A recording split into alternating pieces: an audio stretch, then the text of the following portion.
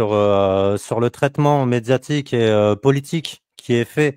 de la part de ce qu'on appelle l'extrême gauche, en tout cas de ce qu'on appelle plutôt les wokistes et les dégénérés gauchistes dans notre pays, sur la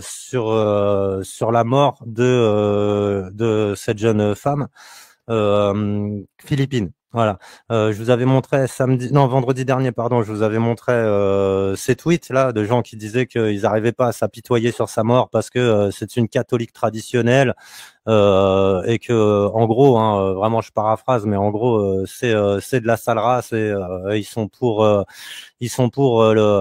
l'IVG, ils sont contre les droits des comment ils s'appellent ça déjà des transsexuels ou des droits LGBT, ouais pardon.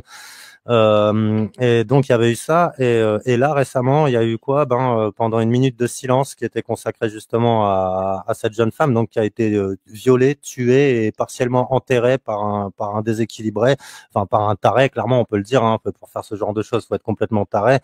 et donc la gauche posséder. Ouais, ou posséder, ouais, la gauche qui appelle qui dit que attention, hein, il y a de la récupération d'extrême droite et c'est totalement inadmissible, que c'est du racisme et tout ça. Les mêmes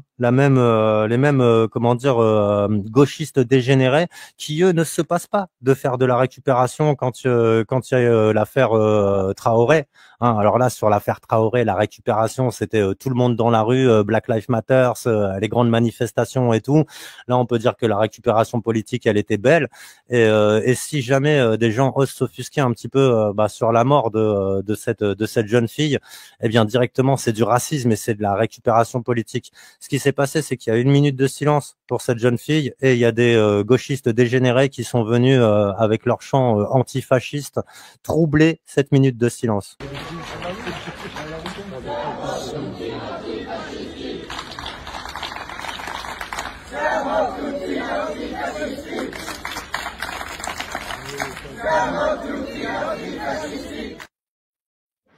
Voilà, mais on s'en fout, c'était une catholique, je veux dire, ose aujourd'hui venir troubler une minute de silence, par exemple, sur les attaques du 7 octobre, alors là, tu vas immédiatement te retrouver en garde à vue et on va te traiter d'antisémite, tu vois. Et pareil, s'il y avait eu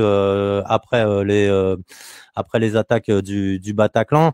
pareil, si des gens étaient venus troubler la minute de silence, d'ailleurs c'est ce qui s'est passé dans certaines écoles, eh bien à ce moment-là, enfin là c'était des gamins, je veux dire, c'était des gosses dans des collèges et dans des écoles qui faisaient les cons pendant la minute de silence. Mais là directement, ça avait fait la une des médias et tu vois, on était sur la montée de l'antisémitisme, la haine, hein, c'était la haine et tout. Et là, cette gamine, tranquillement, ils viennent, ils troublent la minute de silence et il y aura rien derrière. Il y aura rien du tout. On s'en fout, c'est une catho, tu vois, donc rien à taper, tu vois.